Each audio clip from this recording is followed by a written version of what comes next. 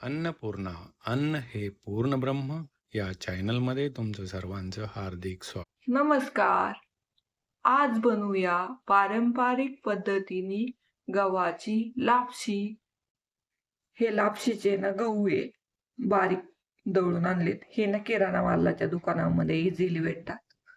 बदाम घेतलेत, काजू घेतलेत, वेलची पावडर आणि हे सुके खोबरे किसून घेतलेले, गूळ आणि तूप लागणारे. कुकरमध्ये ना मी तूप टाकून घेणार आहे. लापशीला ना तूप जास्त लागतं म्हणून मी ते जास्त टाकून घेणार आहे. हे बारीक करून घेतलेले गहू टाकून घ्यायचे.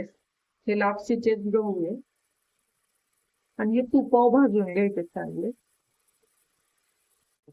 याचा ना कलर चेंज होतो, स्लो गॅसवर भाजून घ्यायची. हे थोडे व्हाईट व्हाईट दिसायला लागले, याच्यात गरम पाणी टाकायचे. हे ना असं भाजून झालंय. थोडासा ना सफेद कलर दिसायला लागला ना, ते भाजून झालंय आणि एक एक दाणा असा सुट्ट होतोय त्याचा. याला ना मला 5 मिनिटं ना एकूण 5 मिनिटं भाजायला लागलीत. हा 1 वाटी गव्हाचा रवा आहे ना, तर 4 वाट्या पाणी घालायचं. म्हणजे ते चांगलं शिजलं जातं. आणि पाणी ना गरम करूनच घालायचं. पुन्हा एकदा मिक्स करून घ्यायचंय. थोडेसे ना मीठ टाकायचंय. त्याचं झाकण वरतून घ्यायचंय आणि याच्या 5 ते 6 शिट्ट्या स्लो गॅसवर करून घ्यायच्या.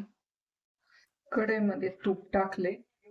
हे बदाम टाकून घ्यायचे, काजू पण टाकून घ्यायचे, सुके खोबरे पण टाकायचे. हे सगळं ना स्लो गॅसवर भाजून घ्यायचे. याचा कलर चेंज होतो. हे सगळं ना तुपावर भाजून झाले. आता हे काढून देऊ. आता गुळाचा ना पाक करून घ्यायचा आहे. गुळाचा पाक करताना ना मी थोडेसे पाणी टाकणार आहे. गुळाचा पाक पण झालाय आणि कुकर पण थंड झालाय.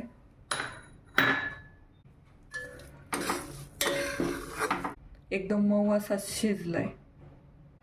गुळाच्या पाकामध्ये ना हे लापशीचं टाकून घ्यायचं. हे सगळं ना गुळाच्या पाकामध्ये ना चांगलं मिक्स करून घ्यायचंय. वेलची पावडर टाकून घ्यायची आणि हे मिक्स करायचंय. आता हे ना तुपावर भाजून घेतलं होतं काजू, बदाम आणि सुकं खोबरे, हे पण टाकून घ्यायचं. हे पण चांगलं मिक्स करून घ्यायचंय. खाताना हे दाता खाली आलं का खूप छान लागतं खायला. मस्त अशी लापशी तयार झाली आणि एकदम दाणेदार झाली.